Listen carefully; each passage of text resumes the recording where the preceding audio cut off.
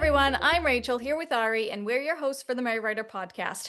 This week, we're on episode 324 asking, what are writing exercises?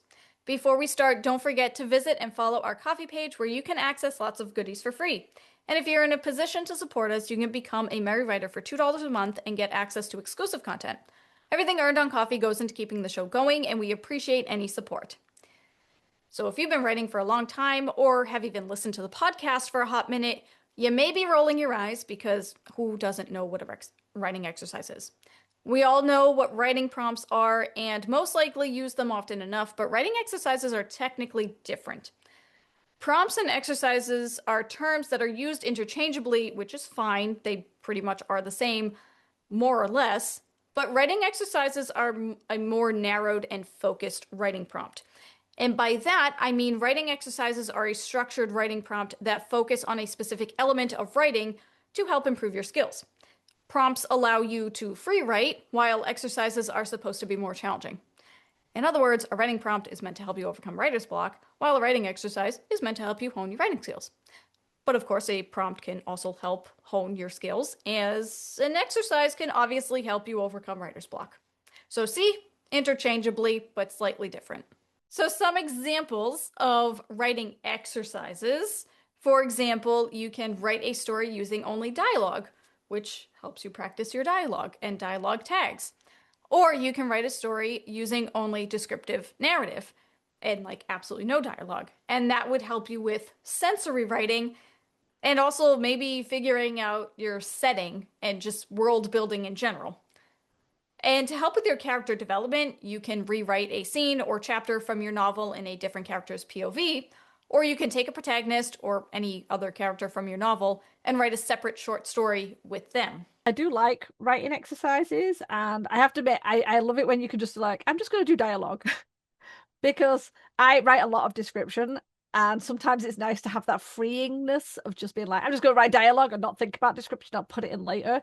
And if it's actually quite hard if you write a lot of dialogue and you don't write much description, or you write a lot of description, you don't write as much dialogue, or you just have one that you prefer over the other, you start to realize why writing exercises are useful, because they push you and put you in uncomfortable positions. And these are the examples of changing up how you write or something like this. You also have possible writing exercises such as free writing, where you have no idea what you're writing, you just start writing. You set a timer usually and try to keep it small, 5 minutes, and then you just write. And it's supposed to help you if you are stuck with that blank page, the one that's just staring at you in the face.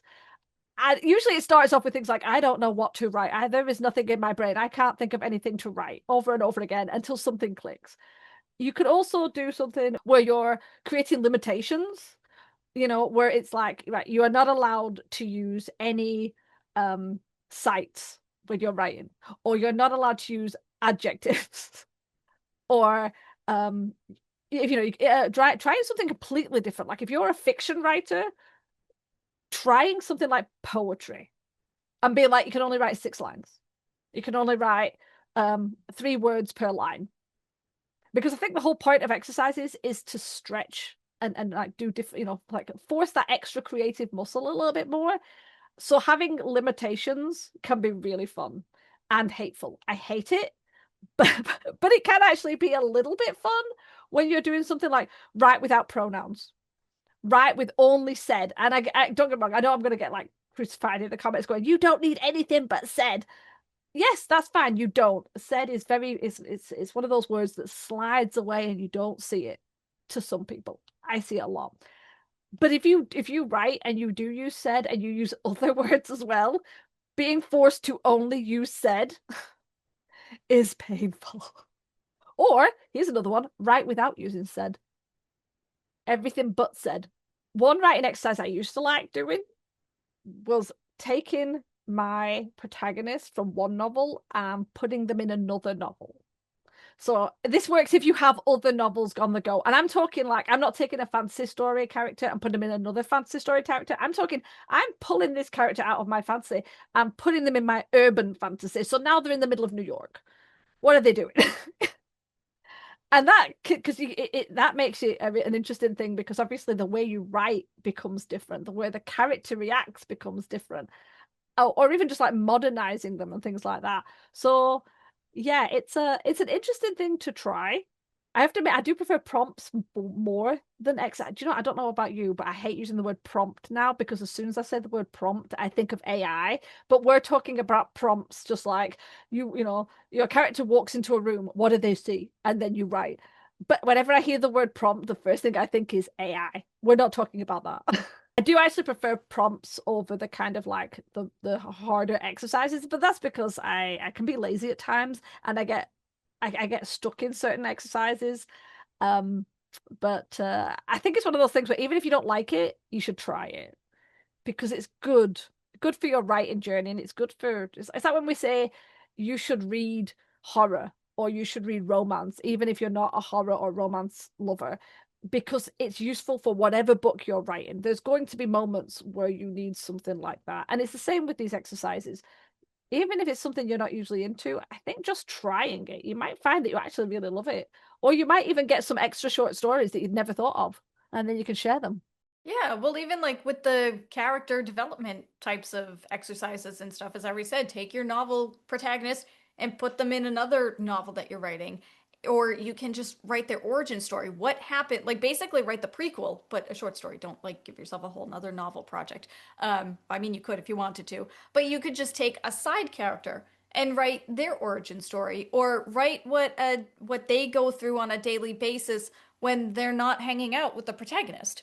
Like, what are they doing behind the scenes? Like, there are so many different things that you could do with it. And I liked what Ari said earlier about the conciseness, like try poetry, and you can try doing that with your narrative as well. Try to limit yourself. You can't have a sentence that's longer than 8 words, for example. And I mean, I mean, that would sound very robotic if you had every sentence be the same amount of words. You could try that. You could see what it's like, but try not to make it so that like every single sentence can only have like 3 to 8 words in it or something like that. Or you could try the alphabet challenge where you write a 26 sentence story, but every sentence starts with the next letter of the alphabet. And this is especially useful if you're the type of person that if you hit Control F on your Word document or Scrivener or wherever you write, and you type in the word the or I or she, he, whatever, and just see how many times it's used and look at how many times it's used and how many times it starts a sentence. Then using that alphabet challenge will be a great way to help you realize that you start a sentence with the letter A and then the letter B, the letter C, and it kind of forces your brain to think of new ways to start a sentence rather than saying, the duck went to the pond. She went into the pond. She went swimming. The duck quacked when she saw something. I don't know. Like, it gives a little more variety. Variety is the word I'm looking for. That's it. Yeah, it kind of forces you to think. It's like you have to end up coming up with other words, maybe words you've never used before.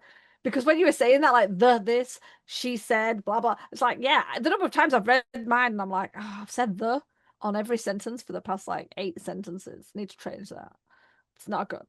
Yeah, it's good to find your blind spots. Yes, yeah. And if you have something like Pro Writing Aid or Grammarly or whatever, like a lot of times those programs will flag it. Like if you say she saw her friend, she walked over to her friend, she realized she forgot her coffee and had to go back.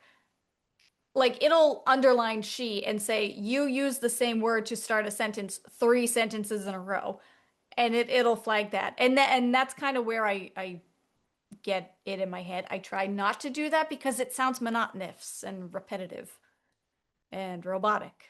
I'm gonna throw one more thing in. This is quite popular. The 6 word story. That is so difficult. I So used to difficult. do those all the time on my blog. Every Yeah. month, I would write six-word stories on the sixth Wow. because I like my alliteration. And you were very good at doing that. Whereas I was like, I still find it so difficult. I mean, obviously there's like the famous ones and everything, or is it like the It's dark inside the wolf and things like that. Or that one that kind of breaks your heart a little bit that says for sale, baby shoes never worn. It's Yeah, like that's Ernest Hemingway. And I it don't know is, if he yeah. started the six-word stories. I think I he might know, have done. I think that particular story is known as the shortest story ever written, but obviously there are other six-word stories. So I don't know if he technically started it or if I'm just pulling that out of my butt. I don't know. But that's it. It's like you can do a 6 word story, you could do like a 10 word story or something like that. And again, it's that limitation that forces you to be really concise and get everything out as fast as possible. But yeah, it's this is making me think I should do some more writing exercises. It's been ages since I did any. I know. Ah, It's the same thing with oh, me. I don't really do prompts or exercises all that often anymore because I just have so many projects that I'm working on that I don't think to, write something different, but I should. yeah. Because it's not saying like, oh, if you're new to writing, this is what you should do. It's like even if you've been writing for ages, even if you've got loads of books published, it's like there's something to be said for doing these little things to kind of kickstart new ideas or just to keep yourself a little sharp, you Yeah, know? it's still practice. Yeah. And if you ever hit writer's block, you ever hit writer's block? That isn't even Oh my my accent. God. If you ever hit writer's block, exercises and prompts are some of the best ways of getting out of it. You might have to try several different ones until it does. Yeah. Oh yeah. I mean, but that's fine though. And I mean, obviously, if you get stuck and you don't know what to write about, you can obviously just Google writing prompts or writing exercises. And you'll often see writing exercises, like the more in-depth prompts, if you take a creative writing course. Um, I mean, writing prompts are all over the internet, but the writing exercises, you'll see like those essay type prompts from schools and syllabus and stuff like that. Syllabuses? Syllabi? I don't know, actually. No idea. No idea. As We're soon as you just gonna started go with talking it. about like the essay, the essay prompt, and it was just like I just got cold chills because I remember Ugh, all those from the yeah. decades ago when I was in school. And even though I was good at them, I hated doing them. It was just like, oh God, Well, because it was for homework, it wasn't for fun. no. Yeah. But writing exercises can be fun. And overall, they will help you overcome writer's block in the moment and help improve your skills. So you should definitely look into doing writing prompts, writing exercise, what have you. Okay? Okay. I know this was a bit of a shorter episode, but this really isn't that meaty of a topic, so hopefully you got something out of it anyway. But we're going to hear from you now because you're going to write in the comments. Yes, you are. Do you have any good writing exercises you'd like to share? Go ahead, let us know. Remember, we release a new episode every Wednesday. Next week, we're discussing the best money we've spent on our books. So, to ensure you don't miss that, hit the subscribe button on your way out. And if you want to learn more about us, you can check out our website at themerrywriterpodcast.podbean.com and our coffee page for more content. Thanks for listening to the Merry Writer Podcast. We'll see you guys next week. This podcast is brought to you by Buying More Books. We can never have enough. The music titled Inspired is by Kevin MacLeod, licensed under Creative Commons 4.0.